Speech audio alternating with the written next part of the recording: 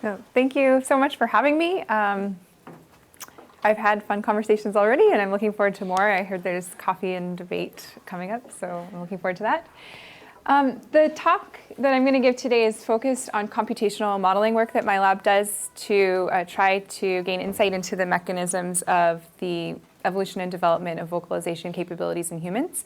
But we also do quite a bit of work with actual human babies, and I just don't have time to cover both broad topics, so I'll just give you a little taste of the kinds of work that we're doing at the end in case you want to talk about it later, but yeah, we'll focus on the computational modeling work here. Okay. So for the purposes of this talk and in my research in general, I think about human vocalization as being classified into two broad types. So the first type would be what I'm going to call reflexive vocalizations. It's not the best term always, but it'll do for this purpose. So these are things that we have, types of vocalizations that we have in common with our non-human primate relatives. So things like alarm calls, food calls, social calls, whimpers in these other species. In humans, we have cries, laughs, shrieks, and moans. And so what makes these reflexive is that they're relatively automatically produced in response to there's a type of context that the animal's in that regularly, predictably elicits this type of sound. And this contrasts with the other broad type of vocalization that humans produce, which is speech and song and babbling. And those vocalizations undergo a long period of learning. And there's not as clear-cut of a relationship between the type of sound that the human makes and the context that elicits that sound. Okay, but it gets a little bit complicated, as you know from Greg and Dan's work, that shows that humans can make these reflexive sounds in a way that's more volitional. The fact that they actually see acoustic differences in these sounds might prove my point, though, that there's a distinction between these two types of sounds. So I'm interested in the development of these speech sounds because they do require an extended period of learning. And so I'm interested in that extended period of learning and what it looks like and what are the driving forces as the infant learns to produce speech. And today, in the model that I'm going to talk to you about for most of today's talk, I'm going to focus on this behavior called canonical babbling. And that's when a baby starts to produce utterances that have syllables and that have consonants and vowels. So things like baba and mama and daddy and things like that. Okay. So the broad question that motivates my interest in this as a scientist is this general question of how do humans have the ability to communicate with language? But that's way too big of a question for one person's research program. So I focus on the production of speech sounds, which are an important component of language. And that's also still a really huge question. So I focus on how infants learn to make these speech sounds, which kind of narrows it down to something that's a little bit more manageable as a research topic. But I'm interested in this very broad topic, so we can go there in questions if you like. All right, so I've given you a definition of canonical babbling, but I'd like to give you also a few videos to illustrate what I mean by canonical babbling. So first, and this is my first talk where I get to give my own child examples, so it's very special for me. This is my baby when he was just almost 3 weeks old, and he's definitely not producing syllables that have consonants and vowels yet. They're very simple sounds. I'm still really excited about them, and you'll hear that in the background, but they're definitely not speech-like yet.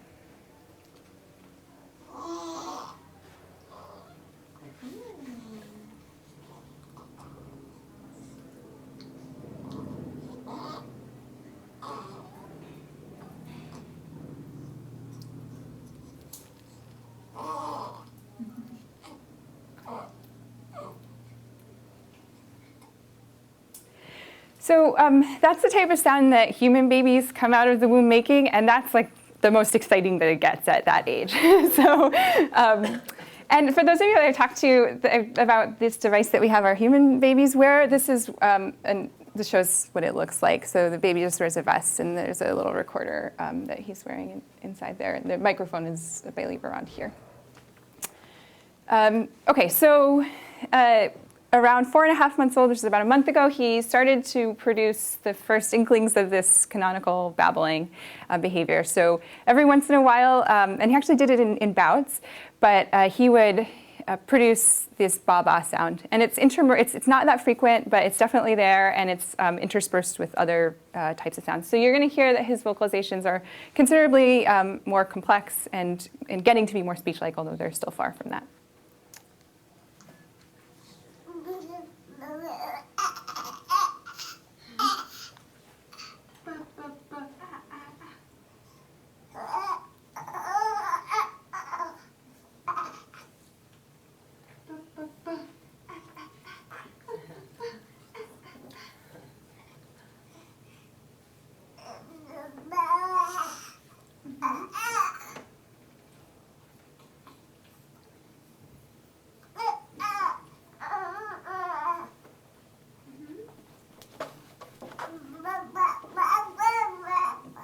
Nice one.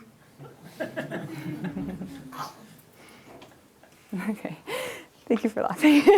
So yeah, okay. So hopefully that showed you how these can sound for at least one infant when they're first starting to emerge. Also, it's very interesting to see how they make the and he's not the only infant who does this. The silent jaw wagging, which is kind of interesting. Okay, but by the time babies get to be older, 10 months old, they're about ready to produce words. The first word often comes, parents often identify infants as producing their first word around the first birthday. So this is a 10-month-old son of my collaborator who is doing canonical babbling much more robustly, so it's more frequent, and also there are different types. It's not just ba, there's other sounds in there too.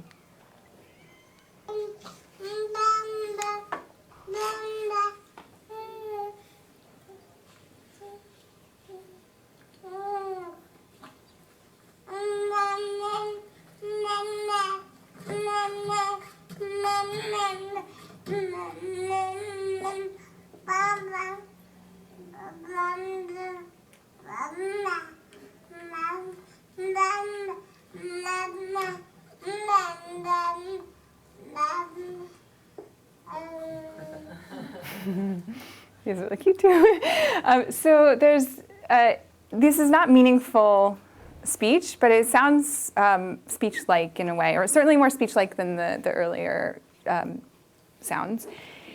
Yeah, what else? Okay, so these are just examples to give you an intuition for what the behavior looks like, but of course people have studied this more rigorously. They've looked at recordings of infants at different ages and taken all of the utterances that the infants produce and counted how many canonical syllables are there per utterance, so that's how many syllables were there that had a consonant and a vowel, where the consonant vowel transition was speech-like.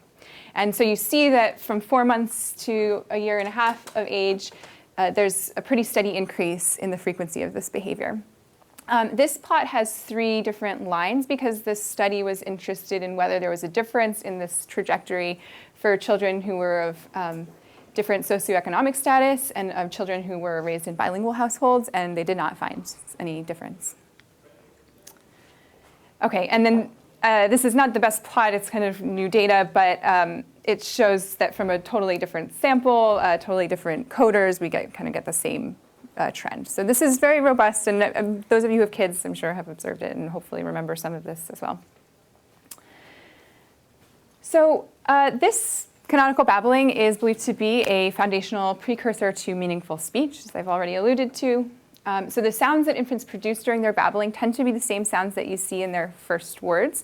That 10-month-old was doing a lot of bum and ma, and those tend to be also the sounds that you hear in baba and mama and dada. So there's continuity. But it also appears to be the case that that pretty much all babies have to go through this stage of canonical babbling development before they speak in words. And the most compelling evidence for this comes from a small number of children who've been studied who have had a tracheostomy to help them breathe during this critical period when they would be normally developing this canonical babbling skill, and when they can't vocalize very easily with this device, and so they're basically silent, but they're taking in the language that they hear around them, and they're otherwise, they're cognitively typically developing and so on. So when they finally get the tracheostomy removed and they are able to vocalize normally again, they go through this period of acquiring canonical babbling before they start speaking in words. So that's pretty compelling evidence that this is an important foundation for being able to speak linguistically. Okay, so the work I'm going to talk to you about today is focusing on this canonical babbling development. Or the first work I'm going to talk to you about is focusing on this canonical babbling development in taking a computational modeling approach to understanding the mechanisms of it. So, so from a behavioral standpoint, we have evidence that social responses and also intrinsic rewards may play a role in this development of this skill. So when a child makes a sound, they often do so in the presence of other people. And those people have the option to respond to those sounds or not. And it turns out that it is more likely that a child will get a positive response from an adult in their environment when they produce a more speech-like sound. So we have a variety of studies looking at naturalistic interactions and showing that. And also it's been shown, Mike Goldstein does some really nice experimental work that shows that social responses can actually increase children's frequency of babbling. So it appears that children are sensitive to that type of interaction and that those social responses can shape infants' vocal development. But we also are interested in the idea that these infants' vocalization development is not solely driven by those social responses, that it's also driven by intrinsic interest in the sounds that they produce. So when a baby makes a sound, they hear it, and sometimes some of those sounds are more interesting than other sounds. And producing, all of a sudden, for whatever reason, your vocal tract is in a state that makes an interesting sound, that could serve as a reward for the child. It also seems like infants are maybe inherently interested in just learning to control their bodies. So we're interested in these potential different sources of reward. The fact that, or if infants are intrinsically rewarded for these sounds, that might help explain some of the lack of effects of socioeconomic status on the development of this skill. Since, but that's a side story. Okay, so, but how does the brain develop the circuitry to produce these speech sounds using this reinforcement as a guide? Saying that social reinforcement or intrinsic reinforcement may play a role doesn't tell us exactly what the neural mechanisms of that development would be. So we're interested in using computational modeling to address that question. From studies with human adults using electrodes that are placed on the surface of the brain in this ventral sensory motor cortex here, we know that there's a relationship between activity in the cortex and movement of the speech articulators as a person is speaking. So when a person is saying ba, you tend to see a spike in activity in these motor regions, sensory motor regions, as the person is just producing the closure in the ba syllable. You see a similar thing with da and ga, but in slightly different regions of the cortex, corresponding to the different body parts that are moving. So this suggests that the motor cortex activity corresponds to vocal tract activity, and that it may be the case that infants are, it's that region or those regions of the brain are involved in this learning to produce more canonical babble.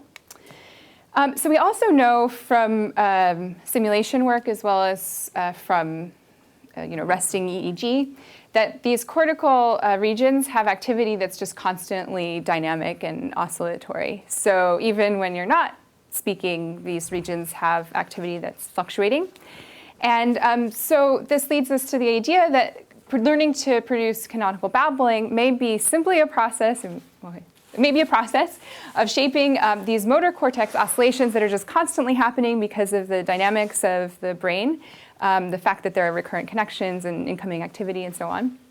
So learning to shape that oscillatory activity into the more precise form that's needed to move the speech organs in that way, that's needed to go ba-ba or da-da. So this contrasts a little bit with another possibility, which is that that what's happening when a baby is learning to speak is that they're recruiting existing circuitry for producing phylogenetically older sound types. And so it's been proposed that when babies are learning to babble, they're reusing circuitry for laughing or for crying. It's also been proposed that they may be reusing circuitry that exists for chewing or for producing lip smacks. So that's also possible. That what's happening is not that the motor cortex is learning from scratch to produce this new behavior, but that it's reusing some circuitry that already exists for producing other sound types. So the model that I'm going to tell you about is addressing the direct cortical control idea, but later on in the talk I'll talk about some work that's taking us in the direction of being able to build models of this kind of neural reuse idea. Okay, and so then also I have to, there's a lot of setup for this, but I also have to explain why we take a computational modeling approach in the first place. So one reason is experiments with human babies are ethically and practically limited in the things you can do for good reasons. It's not that people don't do experiments with babies. There are, so this is a video from Mike Goldstein's lab where they actually have this parent wearing headphones being told when to respond to the baby, and then they measure the effects of that on the baby's subsequent behavior. But that's really the limit of close to the limit of what you can do with babies ethically, experimentally. Non-human mammals that are typically used as model organisms for humans don't produce this babbling behavior that we're interested in, so that's problematic. Birds do, but they're pretty different from us in terms of their evolutionary history. And then most importantly of all, the brain and the body are this complex and complicated system, and so to characterize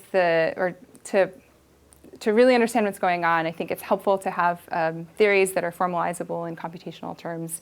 You can say this, our theory is that something like this computer program is going on, and that allows us to sort of offload some of the cognitive load of these ideas onto that computer program and not have to just keep it all in straight in our heads. Okay, so now I will present to you our computational model of learning to produce syllables through cortical learning. And my collaborator on the most recent paper on this work is Megan Finnegan, who was an undergrad actually with me, and she's now at UIUC. So in this model, we have a reservoir of neurons. They're spiking neurons. If any of you do neural network modeling, they're Izhikevich neurons. But so they each have their own dynamics. They spike in response to input current. And they're all recurrently connected to each other with just random connectivity. And there are excitatory neurons and inhibitory neurons. And what is relevant about all of that, and they also get some random input to just kind of keep the network alive. So what's relevant about that is that those recurrent connections and the random input, they keep the network having this fluctuating activity. So you can see here over 1 second of simulated time, the spikes of the 1,000 neurons in this model. So red are inhibitory neurons, blue and black are excitatory. And we randomly choose some of the excitatory neurons in this network to to have connections leading to motor neurons that are the same type of neurons. And we have two types of motor neurons, agonist motor neurons and antagonist motor neurons. They both, in this model, control muscles that tend to close the mouth. So the agonists are tending to promote mouth closure, and the antagonists are tending to promote mouth opening. So we're focusing on like baba, mama type sounds here. And so those neurons are also exhibiting fluctuating activity because they get input from this reservoir, and they also get some random input at every time step. Okay, so what we do is we take the activity in these two groups of neurons, the agonist are in blue and the antagonist are in red, and we just add up the number of spikes in the two populations, and then apply a moving average to smooth that trace out over time.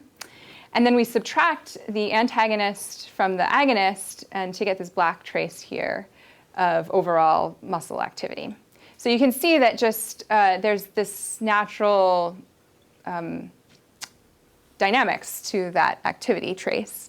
And so this, this contrasts with other neural network modeling approaches that don't use spiking neurons and sort of don't have the same fluctuations. Fluctuations are really important for this model.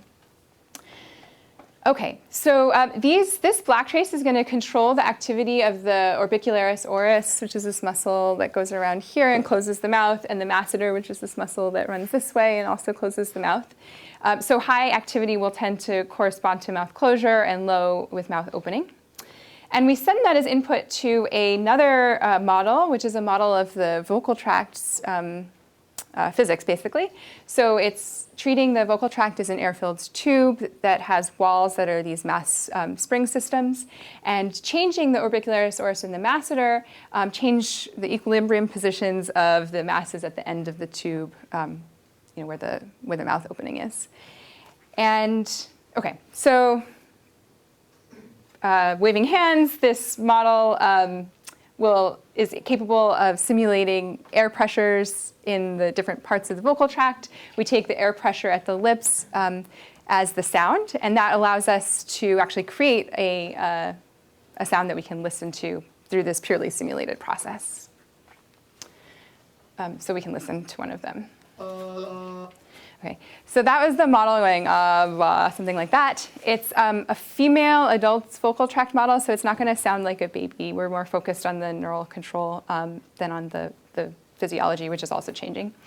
So what we're doing next is trying to decide whether the model should be reinforced for this sound or not. And we do that based on, in this version of the model, based on the auditory salience of the sound.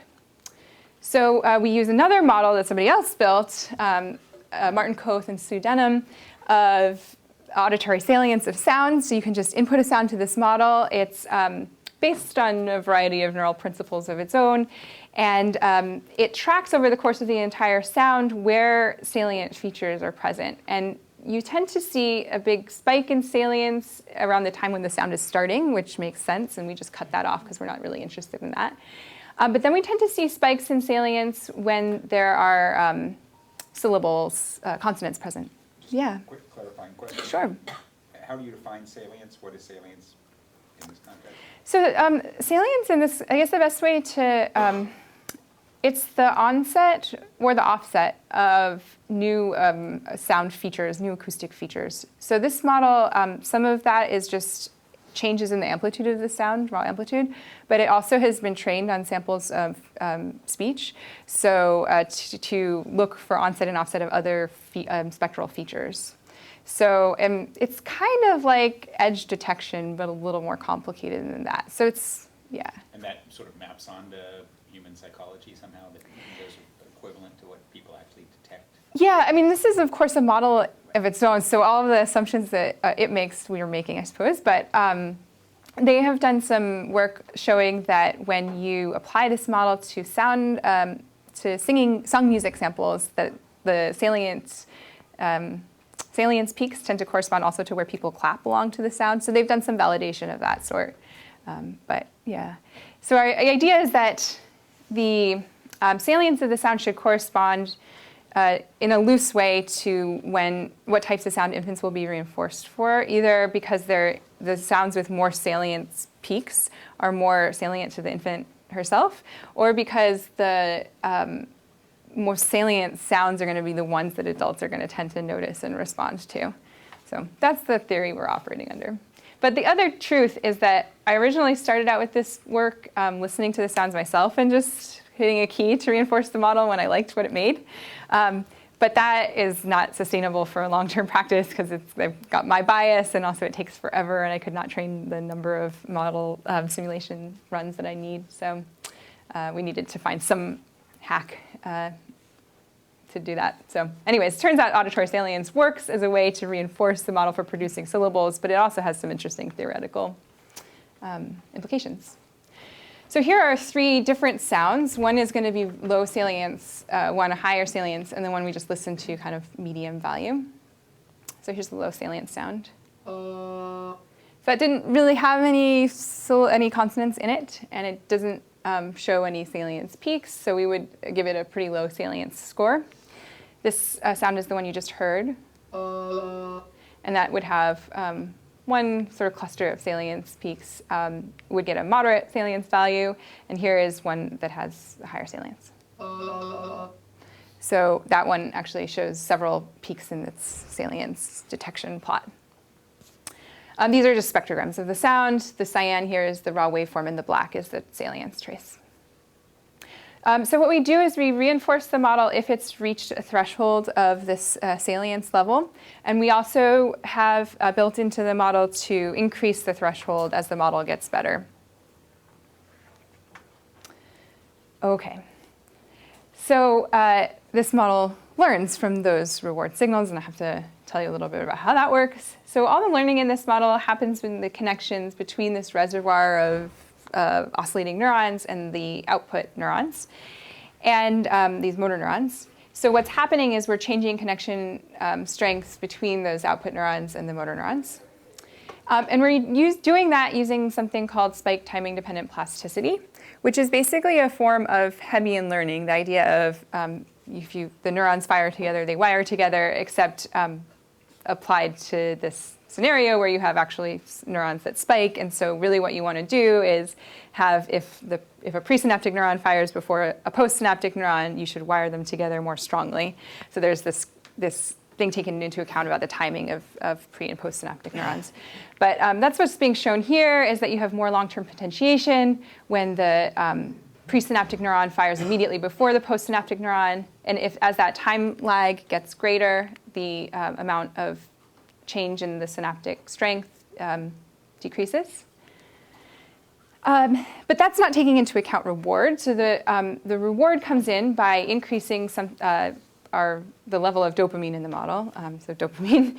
But dopamine appears to modulate learning in the motor cortex in rats who are learning a reaching task. So there's some evidence from the neuro literature suggesting that dopamine can increase learning rates in this region that we're interested in. And so when we increase dopamine in the model, what that does is up-modulate this spike timing dependent plasticity process. So when the model has been rewarded, it gets a surge of dopamine. The dopamine causes learning rates to increase. And so the net result is hopefully that the model learns to produce more of what it just did. Okay, but there are a lot of steps in here.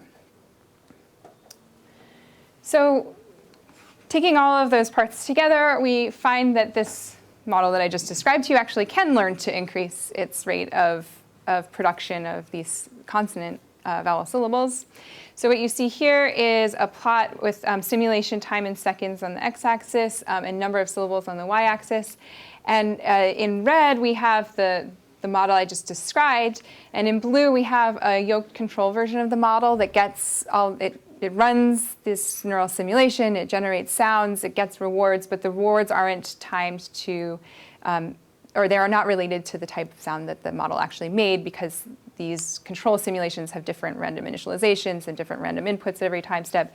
So yeah, so this is a good control. It's not showing this learning. This model that's actually reinforced for producing salient sounds is showing increases in canonical babbling over time. Okay, and so I can play for you a sample from one of these simulations where we've taken a sample of the sounds it makes at regular intervals over the course of the simulation, so you can hear what this growth sounds like. Oh, I have to play it manually.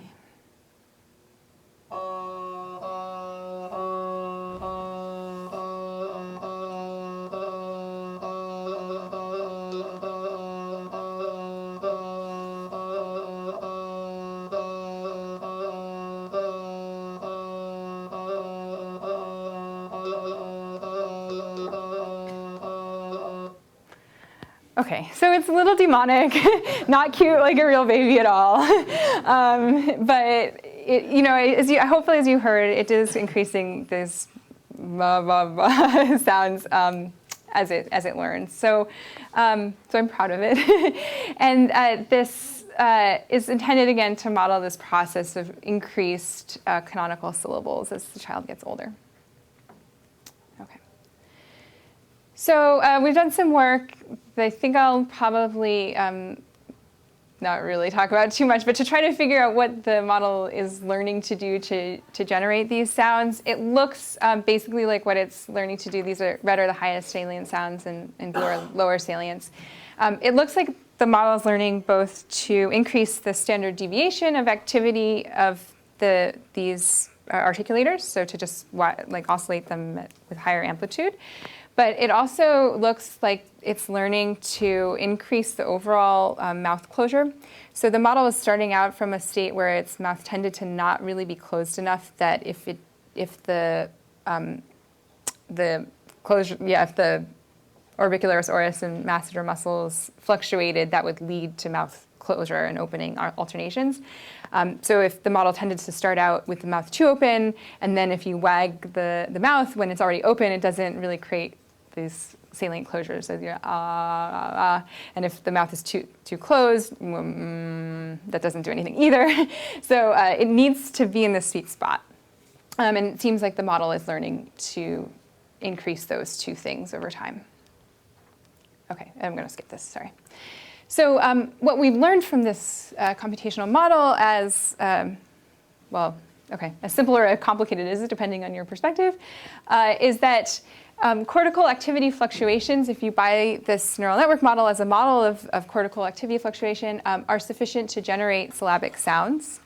Independent of learning, we can use those cortical activity fluctuations, feed them into a vocal tract model, and actually get syllabic sounding sounds. But also that reward modulated spike time independent plasticity, which is a very biologically plausible learning mechanism, may be how this infant brain learns to control the fluctuations in their cortex in order to acquire this tendency to make speech sounds more often.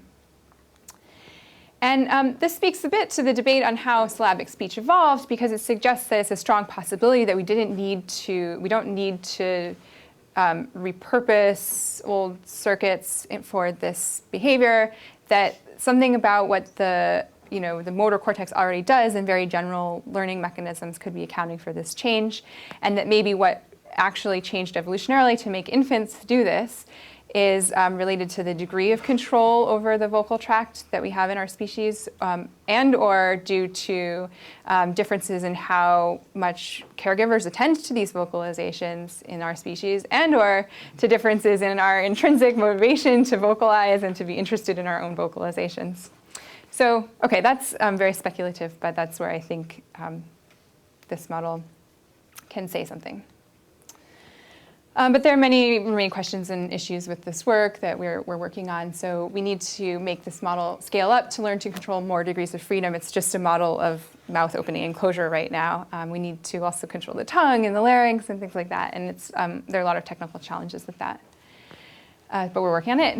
We're also interested in other vocal milestones, like learning to squeal and learning to produce whispers and things like that we just didn't address. And there are ways we can make this model more realistic as well. One way would be also to explore the vocal tract physiology. As I mentioned, it's just a female adult vocal tract right now. And while it supports this role of cortical learning in the development of canonical babbling, it's an imperfect model, and it's really just an existence proof. So we really need to also compare models that actually do reuse existing circuitry and see if they learn more or less readily than models that are like the one I just showed you, which are just models of general motor cortex processes. So in order to address this, we have to have a model of how reflexive vocalizations are produced, and that is a bit challenging. We have to build that from scratch because one doesn't exist. So that's really the next thing I'm going to talk about. And then, of course, we want to compare this model more directly to human data. I showed you how we have human data showing that canonical babbling increases with age, but there are a lot more details of interactions with adults that we could look at. Okay. So we have working on this, building a computational model of the evolution of reflexive signals. So there's things like sighs and shrieks and laughs and cries, with the idea, well, it would be useful just to have a model of the evolution of those signals, but also if we want to study how the relationship, computationally study the relationship between speech sound learning and reflexive signal generation, we have to have a model of the reflexive signal generation too. Okay, and this is work with Andrew Olney at the University of Memphis. So we're using, in this work, a very basic genetic algorithm approach. So we have these individuals and they have genomes, and some of those individuals are more or less successful at communicating, and the more successful ones get to mate more often and produce more offspring. And those individuals then go on to be evaluated for how well they produce, they communicate, and so on. So it's a very simplified picture of genetic evolution, but okay, I'll leave it at that. And in this model, we have separate producer and receiver populations, and that's just for simplicity's sake. Of course, in real primates, they're usually the producer and the receiver are all in one organism, but that makes the modeling more complicated. So we have a population of 100 signaling individuals at any given generation, and another population of 100 signal decoding individuals. And each of those undergoes a process of genetic evolution. Okay. So each of the individuals in these two populations is actually a neural network, and the genome is encoding the connections between neurons in that neural network, which is also kind of a bit of a stretch. That's not how it really works, but that's okay. So we're just really trying to see if we can get a model that evolves these sounds, and we're okay with a lot of simplifications at this time point. So we have two versions of this model, one that makes abstract signals and one that makes realistic signals. And the abstract signaling model has, this is more in common with what the types of models that already exist in the literature on the evolution of communication signaling. And so the signalers are these neural networks, as I mentioned, that have 3 layers of neurons. They're not generating dynamic fluctuating activity like the neural network I talked to you about before. They just produce they get a single input and they produce a single output. So they have 3 inputs. Each one is an intended context or function or something that they're trying to communicate. Activity propagates from that node to hidden unit nodes, and then activity propagates to output unit nodes. And then the output unit activity is given, so this is just a vector of values. That's taken as the signal. And that's given to these decoding individuals as input. So the decoding individuals take that signal and try, through their connections to hidden layer neurons and then output neurons, they try to recreate what the signaler was intending to communicate. So, okay, so we have these two populations, population of signalers, population of receivers. They play a game where they all try to communicate with each other in all pairwise combinations, and then the most successful producers and the most successful receivers are given more opportunities to produce offspring. The realistic version of our model is the same, except that the signals are not just these abstract vectors. So the signalers, the output values are given, those are used to set the activations of laryngeal muscles in that same vocal tract model that I used earlier. And those vocal tract muscles are used, we actually generate a sound that you can actually listen to, and we perform some very basic spectral analysis of that sound and give that to the receivers. Yeah? Quick clarifying question. Are the meetings happening in between or across populations? They're happening within the population. So the Receivers with receivers and producers. that's right. Yeah. Sure. Receivers with receivers and producers with producers. So thanks for asking. So okay. So in the realistic version, it's not just this abstract vector that's the signal. The producers have to make muscle activities, and the receivers have to interpret the sounds that are generated by those muscle activities. So there's this huge nonlinearity in the system here that relates to the fact that these agents have a vocal tract that they have to use to signal. Okay, so both of these types of models, the abstract and the realistic, evolve 3, which is the maximum number of signals that they could have successfully communicate over the course of evolution. But the realistic model has a longer time to converge on successful signals. So it makes it, that nonlinearity makes the process a bit harder. But we can also look at the actual signals that realistic model produces. And so here are, I'm sorry for the lines, they're just sort of artifacts of the image rendering. These are the signals produced by the realistic model in the version I just described to you. And what we found when we ran the model was that most of the signals that evolved tend to be very quiet sounds, like just silence or whispers contrasting with slightly higher amplitude whispers. And rarely we would see a really loud vocalization. So these are schematic spectrograms. We basically made the sound, we characterize it by early in the sound and later in the sound. How much power is there in 3 frequency bands? So what we did was we just tried adding some noise to the model. So we add some randomness after the signals are generated by the producers before they're given to the receivers, so that this system has to overcome some noise in order to communicate successfully. And there we're able to generate more audible differences in sounds. And so I'm just going to play you a sampling of some of the kinds of sounds that evolved. I'm going to make sure it's loud enough. Okay. I think it's loud enough. Okay.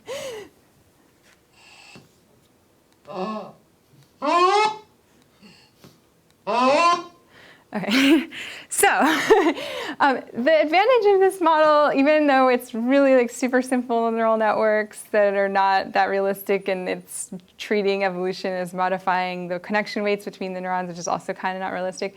But the advantage is that we can actually listen to the sounds that these models produce, which is a huge change from other models that just assume signaling is this communication of abstract things. So we can say, well, how good of a job is this model doing at generating sounds that sound like human or other primate reflexive signals? So I would say that those maybe sounded a little bit like sighs and moans. They don't have dynamic structure to them, and that's because the model doesn't have dynamic activity. I probably should have put this slide earlier, but we also find that these, so we found that the realistic version of the model that took into account the vocal tract has a longer time to evolve sounds. And we find that that may be related to rougher evolutionary fitness landscapes in this model. So what we do is we take an individual who's already part of the population at the end of this of the simulation, and we slightly modify their gene values. So we slightly modify their connection weights and see how much that affects the communication success of the individual. So the genes are here, whether they've been modified as to the right or to the left. More to the right is more modification, more to the left is more modification, and center is the same as the original. And so we find, and then white is increase in success, and, white is decrease in success, and darker is increase in communication success. So we find in the realistic model that there's just a lot more. If you slightly modify the individual's genes, you get bigger changes in their functioning than in the abstract model, which I guess had more robust signals that evolved. So this is definitely a weird project, but there are some take-homes to share. So this is the first attempt. I mean, let me know if you're aware of somebody else doing this work.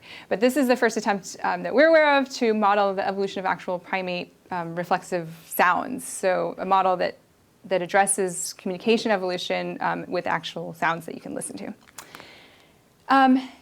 Vocal tract physiology affects the trajectory of signal evolution. So there's definitely a place for modeling that doesn't take into account the physiology of the system that's generating these signals, but because it does make things more complicated.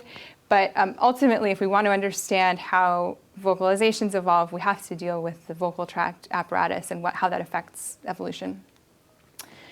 It also shows that environmental noise can play a sound in sound evolution and supports the idea that environmental noise is probably one of the factors that contributed to us having the sounds that we produce as species now. As I mentioned, because of the simplified nature of our model, the sounds produced were simple. And so this model is telling us that we need something else, probably dynamic control, to get things like cries and laughs out of it. So my student, Tim Shea, who's working on the vocal learning and extending to more degrees of freedom, made this sound one night, and he sent it to me right away. And he was like, this is really cool because it sounds like a laugh. I was not meaning to make this. But it implies that the synthesizer is capable of making sounds like laughs and cries, which is exciting. So I'll play that for you. So he just kind of stumbled across this sound. So I think that we could probably move to trying to generate laughs and cries with this model with some more work. And eventually, we hope that we can use these evolved sounds in the circuitry that's used to make them as something that our learning model has as the basis to start with, so that we can address this question of, does it help you if you're learning to create speech sounds if you already have this existing circuitry for creating laughs and cries? OK, and so just in the last few minutes, I want to talk about real human vocal learning. So as I mentioned before, we are using these devices that can record what infants are making. And in particular, we're using a system that allows us to record all day long, so 16 hours of audio a day, which is enough to capture all of typical infant's daytime waking time. And so this allows us to get really ultra-naturalistic data. Children wear this as they are going about their daily activities, mealtime, playtime on their own, playtime with other people, family arguments, car trips, everything. And it's pretty non-intrusive. The infants at the age that we're studying them don't really notice that they're wearing them, although my infant has realized that he can make sounds with it, so that's interesting. So we get 16 hours of audio from this device. The system we use is called the Lena system. There's a foundation that makes these devices and this clothing to kind of encapsulate them. Also, that system has software to do some automatic processing of these sounds, so we can automatically see where it thinks their child is vocalizing, where it thinks an adult is vocalizing, where it thinks the TV is on. And it also breaks the child sounds down into speech-related sounds, including babbling, and then cries and laughs and those types of sounds. So it separates those two types. So one thing we've already done with this work is look at how children are increasing the quantity of speech-related vocalization they produce as compared to these reflexive vocalization types. And we see that that increases with age. So as children get older, they're producing more speech and less reflexive sounds. So here we have the relationship. So you're seeing age on the x-axis. And then the darker colors are the proportion of vocalizations that are speech-related. So across all these groups, you're seeing that increase with age. Blue is children who are typically developing, and red is children with autism. And the left are higher parental education level samples, and right are lower parental education samples. So what we're seeing is that all these children, all these groups are showing increases in the children's productions of speech sounds as compared to other sounds. And that this is greater. The increase is greater for the children who don't have autism, and it's also greater for the children in the higher parental education families. And we're able to use those data that come from the system to do some really much simpler, just purely statistical simulation studies to see if we can use the response likelihoods of adults to model, to explain these differences in trajectories of child's speech relatedness, vocalization growth. So what we find is that we can actually model this quite well by just taking into account the child's overall natural tendency to vocalize, and also by taking into account how likely an adult response is for both speech-related sounds and for the other sound types, the cries and the laughs. Okay, so anyways, like I said, I could give a whole talk on this. We're also working to increase the ability that we have to automatically characterize these child sounds, because when we collect 16 hours of audio data, we can go in and listen to some samples of it ourselves and use traditional methods for coding that data, but we really want to use all 16 hours, and in order to do that, we need automated methods for tracking what's happening in those recordings. And so one thing we're doing is trying to evaluate different ways of automatically tracking how many syllables there are in an utterance. And so that's something we've just been doing the last year or so, and we have some promising results there. Okay, and then we also have a few new data collection projects that I'm just going to really briefly mention because we don't actually have results from them yet. In this case, the data collection is complete. We just haven't had a chance to analyze the data at all. Or only in the most basic ways so far. So what we're doing is we're putting these recorders, or we put these recorders on all of the infants for whom we could get parental consent in the infant rooms that are on campus Early Childhood Education Center.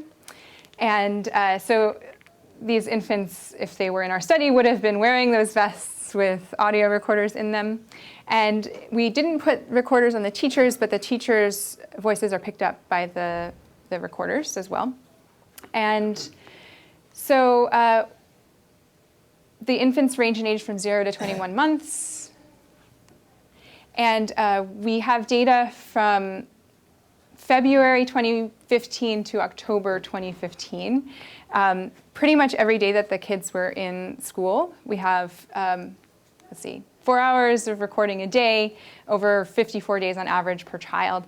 So this is going to give us the ability to look at a very fine time scale how children's sounds are changing on a day-to-day basis. So, one thing we're interested in is, do they learn to produce a certain sound type, and then maybe it kind of disappears for a while, and then it reemerges, and then it disappears? Is that what it looks like, or is it that once they make a new sound, they just run with it?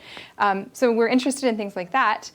But we're also interested in the social interactions in this environment, which is really different from a home environment. There are a lot of peers. There are multiple teachers. The teachers are trained in education practices, but maybe not as individually invested in one child. So it's just a very different type of environment in which we can test some of the ideas we have about how social interaction shapes babbling.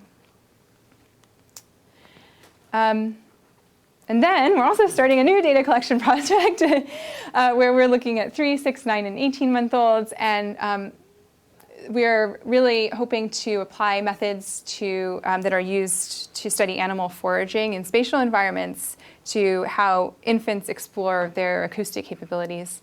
So we are collaborating. I'm collaborating with another cognitive scientist in my group, Chris Kello, and also with a physicist, Jay Gopanathan, to look at infant vocalization in this way. And here, the 16-hour time length really helps because we're interested in patterns of movement over a relatively long period of time.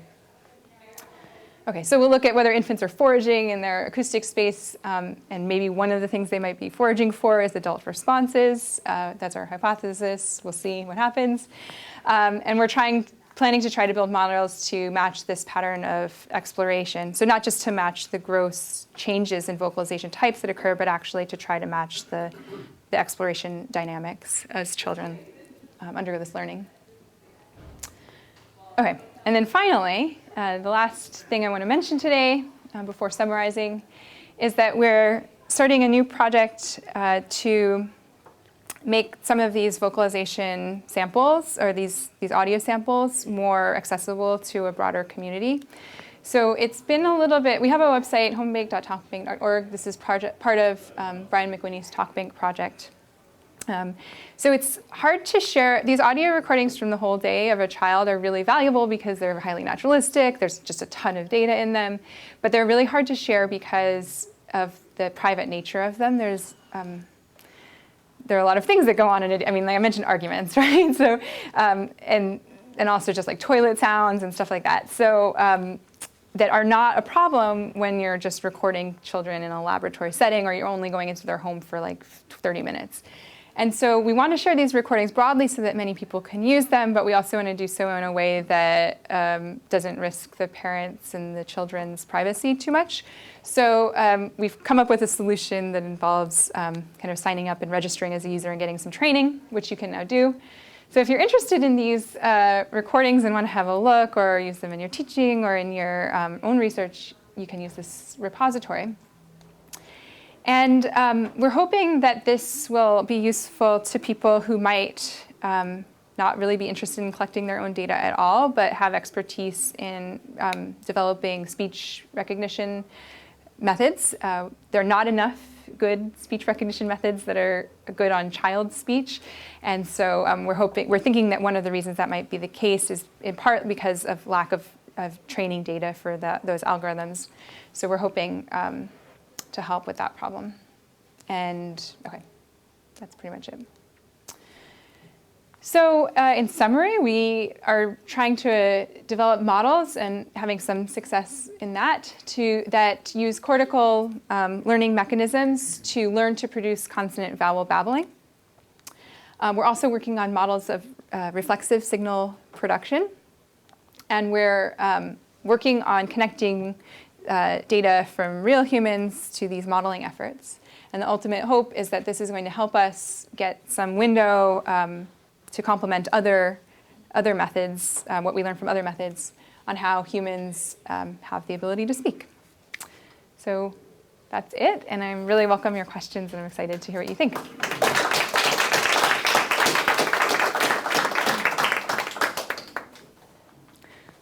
Yeah, Dan. So I have two. One is just a simple methodological question for my own selfish purposes, which is how long you plan to continue the longitudinal study of kids. Do you see an endpoint age that you're going to stop at? Oh, it kind of depends on the project. Do you mean in the daycare study? Yeah. Oh, yeah, that's a good question. I wish I had thought about this. I think maybe I'll be more like long-term thinking if I get tenure. But yeah, we certainly could probably get the contact information from the parents, so we could get follow-up data on the infants. But we're not continuing to record them at this point. So I'd be curious to know what types of measures or data you'd like on the children as they get older, just so I can know what people are interested in. But one thing that's really challenging, and I might just kind of stop with this. I mean, we've already paused data collection, and I think I may just kind of leave that as the first round and just start all over again if I have to do it again, because the data, unfortunately, are not shareable through this new system that we're trying to make, because it was impossible. It was hard enough to just get all the parents and all the teachers in the room to agree to be recorded, even if they weren't wearing a recorder.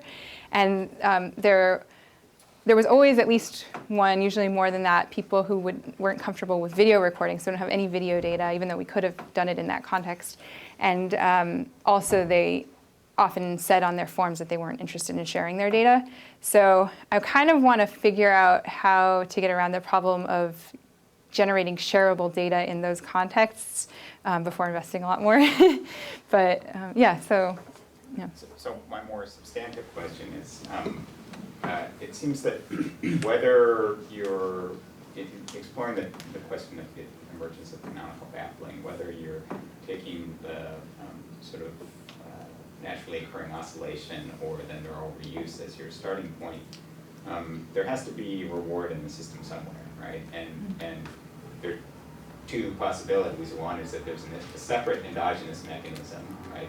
That's the more complex of the two possibilities, because it requires postulating some other machine in the head, right? Or, as you referenced throughout the talk, the social feedback.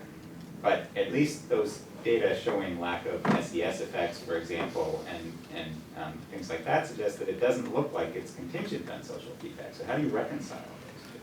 Oh, please let me know what insights you have on how we reconcile this. Yeah, I mean, I think all I can really do is restate, well, the first thing I can do is restate the problem, which is I totally agree. So it seems as though social reinforcement cannot explain, like not even come close to fully explaining this emergence of canonical babbling, because we don't see any SES effects. We don't really see effects of language environment. Even deaf infants do show this canonical babbling trajectory. There are some differences, though, in children who have very little hearing ability in the types of sounds they make, and their trajectory is a little bit delayed, but they still go through this process or something like it. So that leaves us with intrinsic rewards and intrinsically motivated learning as like a prime candidate for something that's really important in this process, but then those processes are so much harder to measure. So my thinking right now is that if I had an interested collaborator, I think it will be very interesting to try to get at this with perceptual preference studies, so to look at infants' preferences for different sound types, and maybe see if that relates to where they're at in their own stage of vocal development. It's and it's just hard to get some of this kind of, it's hard to try to, how do we study intrinsic motivation is a complicated and tough problem. So that's one motivation for doing this computational work, is that if we can specify what we expect that intrinsically motivated learning would look like dynamically, and that model does a better job of mapping on to human data than a model that only uses social rewards and social responses, that would also help, I think. But it's a really tough problem. If you have any additional ideas, please let me know. I mean, it'd be interesting to know whether you can, if through exogenous reward alone, you can introduce something like babbling in a primate model, for example. Oh, yeah. Because that would at least give you proof of concept that exogenous reward could do it. It doesn't show that it is doing it. Yeah, oh, that's a very good idea. I like that. Yeah. And Asif Gazamfar has data on the development of lip smacking and how it gets more, the timing of lip smacking gets more speech-like, actually, as his animals get older. So that might be a good model to look at. Yeah, that's a great idea. Thank you. Yes. So, I mean, one model is to say that it's sort of a foraging, model where they're, exploring their acoustic space and seeing where they get a hit, as it were, right? Where they get a positive response. But an important part of infant communication is showing also that the infant has needs and has something that the infant wants to communicate. Mm-hmm. And part of the dynamic of how these types of acoustic features emerge is presumably some kind of best fit with effectively communicating certain types of needs. So if you're hungry, if you're,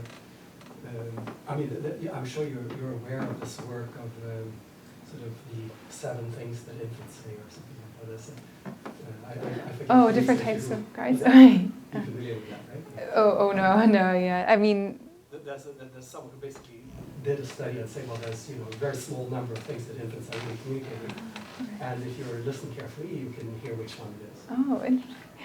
Right. So we have thought a little bit about this, and I think part of the challenge of studying that is just we need to make it a bigger study, because we would, I think, in order to have a better sense of what the infants because I think you're absolutely right. So the infant, at different points in the day, they need different things, and they would like different things. Like sometimes they really need more social stimulation, and other times they actually need less. And then that's not even thinking about food and warmth and other sort of physical things. So what we really would ideally do would be to take into account all of those needs and desires of the infant, and then how their vocalizations are helping them to meet those needs and desires. But I think we would need probably better history over the course of the day of what the infant has experienced, so we have a better sense of what state they're likely in. And also we would need really video data in the home also to to get it, because some of these things are a little hard to measure with audio only. But yeah, I think one thing we're going to try to do is, at least with the audio that we can, do some hand coding of the data so that we can have a more nuanced view of the types of responses that infants are getting. Because if they have a communicative intent, Yeah. then the type of feedback they experience as rewarding will be different than if they don't have a communicative Yeah, exactly. I agree 100%. Yeah. Mm-hmm. Okay, so I have a number of interrelated questions. First of which is a clarifying question, which is, was the data about this sort of oscillations model gathered primarily in adults or infants or both? You mean so you're talking about the computational modeling that I presented first, or the? Yeah, so early on you were saying that there are multiple things that might be going on, one of which is in training the oscillations that are going on in this motor region. So are those, have those oscillations been documented primarily in adults or infants or both? Oh, okay. I would say, well, both. I think it's pretty fair to say, just from the fact that there is, there are definitely differences in brain activity between an infant, like especially a neonate, and an adult, that may affect these kinds of models. But setting that aside, it's clear that there is oscillatory activity in the brains of humans at all ages. There's also other animals. So one kind of dream I have of a study would be to do these electrocorticography studies that have been done with adult epilepsy patients, so that the picture, the image that had the brain with the electrodes on it and then activity corresponding to ba and da, that is with adults. And to my knowledge, this has not been done with pediatric epilepsy patients, but I don't see any reason why it couldn't be. But of course, I haven't really talked to a pediatric epileptologist about this, so maybe there is some reason why it would be a lot more complicated than I think. But I think that would be an interesting study to do. Anyways, does that clarify? Yeah, so, I guess my sort of the thrust of the question I want to ask is, if there are these oscillations going on constantly in that region of the brain that produces speech, then there must be some sort of inhibitory mechanism preventing you from just constantly producing vocalizations. So, basically, I'm wondering how much is it the case that those oscillations are mapping onto, states that would produce sounds without inhibition, and what that role of inhibition might be playing in over the course of the developmental period? That's a really excellent question. It's something that Tim, the one who made the laugh, and I have been talking about really recently, and I'm thinking a lot about. So this is a model that, in part just for simplicity's sake, really only dealt with a one brain. It's kind of like a one brain region model, and so what we're thinking is that if this is in any way mapping onto the real brain, it probably is through something like you're describing, where what's happening is. So anyways, this is all total speculation, by the way. So it's probably the case that in our minds that that there is some learning going on in motor regions that's just learning to generate the primitives to create these sound types more readily. And that we also, in order to have a more complete model, would need to model like basically the basal ganglia in order to, and another involvement of other regions of the nervous system to address the fact that sometimes you need to inhibit vocalizations and other times you're interested in exploring them, and also to select not just whether you're vocalizing a lot or a little, but also to select, which particular vocalization you're going to make in a given context. So what we're thinking is that it's okay for now for us to set that problem of inhibiting some motor primitives and maybe selecting just one or two to execute at any given time, to kind of take all of that machinery and set it aside and just focus on the acquisition of those primitives. But yeah, we've been thinking about the same issue, and I think our thinking is along the same lines as what you just described. Yeah. And just sort of one last thought about that is it seems almost like,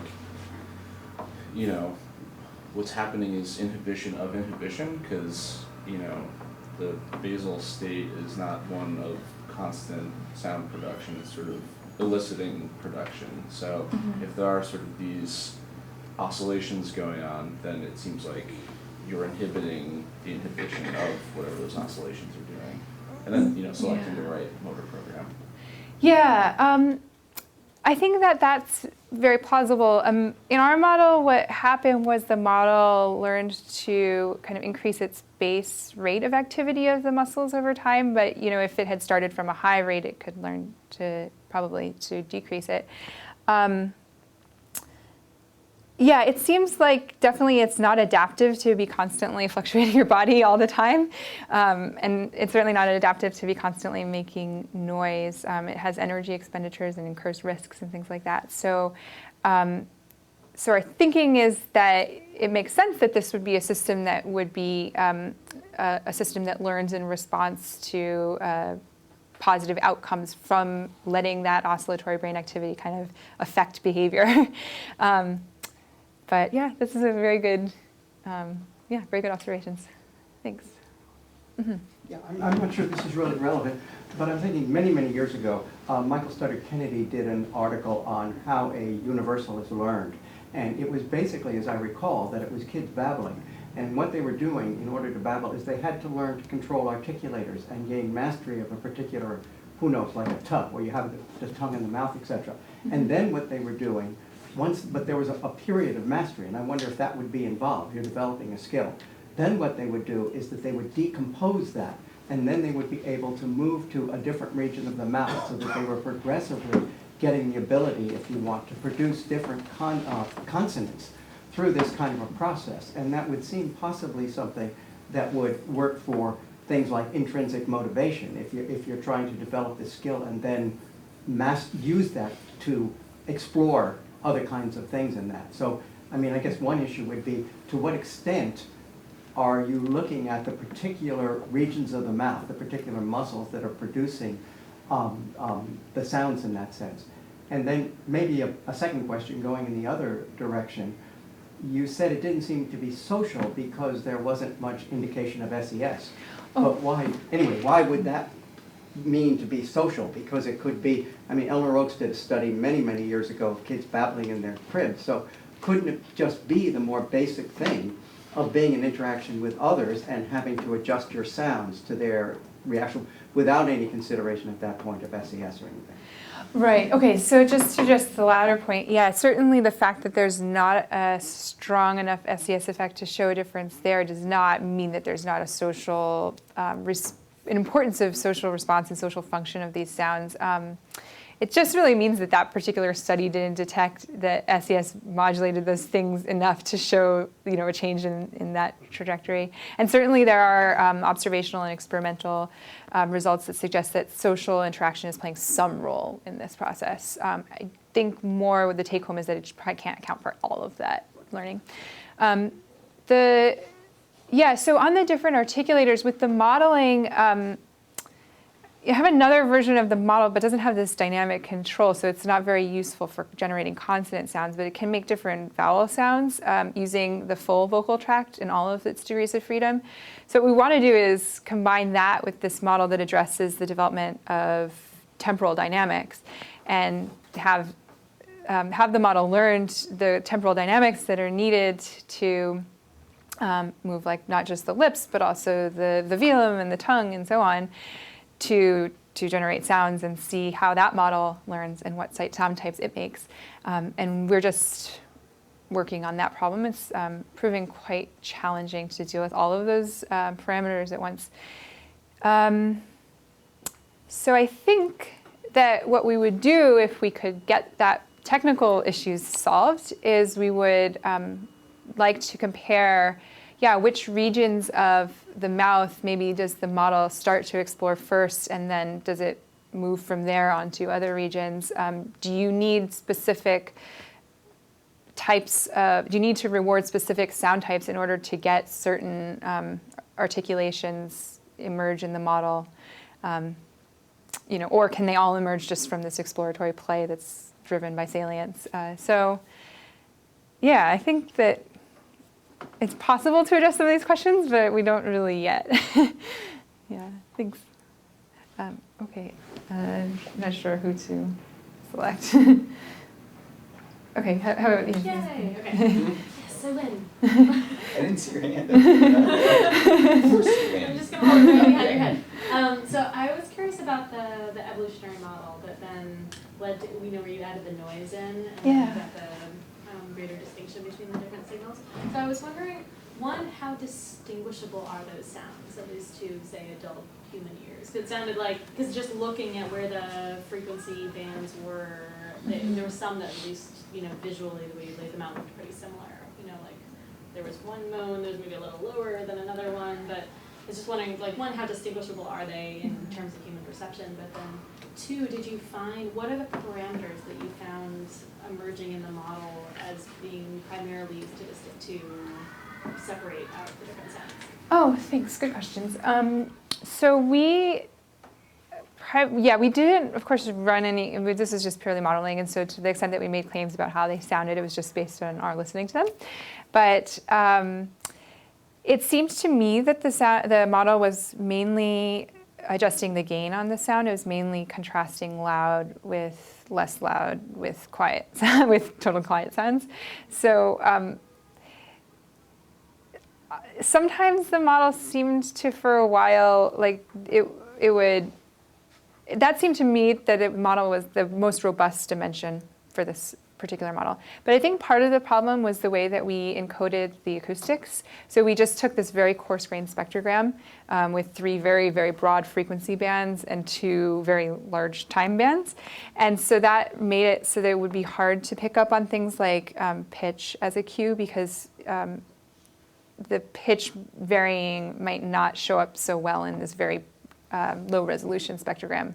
So one thing we could try is to make a more realistic model of the perception of the sounds, so that we can try to maybe make sounds that have dimensions that map on a little bit better to the dimensions that distinguish different primate calls. Sorry, because I think I misunderstood. So the little sort of petit four squares in the image, those are actually what's in the model. I thought those were just sort of for us as an easy visualization of all the parameters. But that's actually what the model is using, is those coarse-grained, like early, late.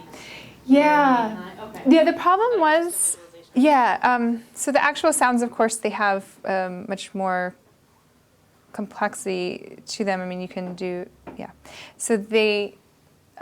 This is what the receivers actually got as input, just not colors, they were numeric values. So, and then I didn't describe it, but these are the 3 signals from one, I think it's probably the most fit individual from one simulation. These are the 3 signals from the most fit individual from another run of the simulation. And these are the 3 signals from the most fit individual of another run of the simulation. So you see there's usually like a more salient sound, a higher amplitude sound, a quiet sound, and a moderate. Across the 6, those are all different runs. Yes, So these are all just different the 3, runs. The distinguishability is just between the 3. Mm-hmm, Okay, yeah. I was looking left to right, and so okay. Yeah, and then part of the problem was we didn't. Some of the technical things that you run into are, if you don't want to have a huge number of genes and you want to encode each network weight as a gene, then you can't have too many inputs in the model, and which means that you have to reduce the acoustic information to 6 dimensions. And so we just took these 6 pixels of a very coarse spectrogram, but maybe we could actually extract pitch and use that as one of the inputs and maybe get a better acoustic representation that way. But okay, does that address? Oh, there's okay. I'm happy. Somebody who hasn't spoken? Yeah, that's true. Okay. Yes.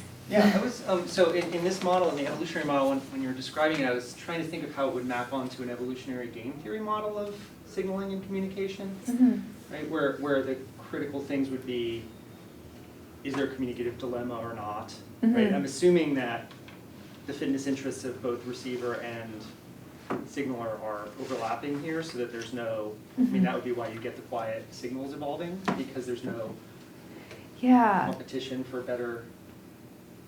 Right, yeah, okay, so we did not address any of those really, really interesting problems about like why does communication evolve in the first place, and what happens when you have competing interests of signaler and receiver and not like totally, they both want to communicate and benefit from communicating. So I think it will be interesting to explore the relationship between acoustics and some of those features of evolution of communication in different environmental contexts. And I know, there is some work doing that behaviorally, and I think developing these models that have the ability to produce sounds, taking into account constraints of the vocal tract, could help the modeling work maybe start to address some of those questions about relationships between acoustics and game theoretic considerations and so on. Can I follow up with just one other question about it then? So Yeah. would you say that, are the outcomes conventions? Yeah, I think you could say that.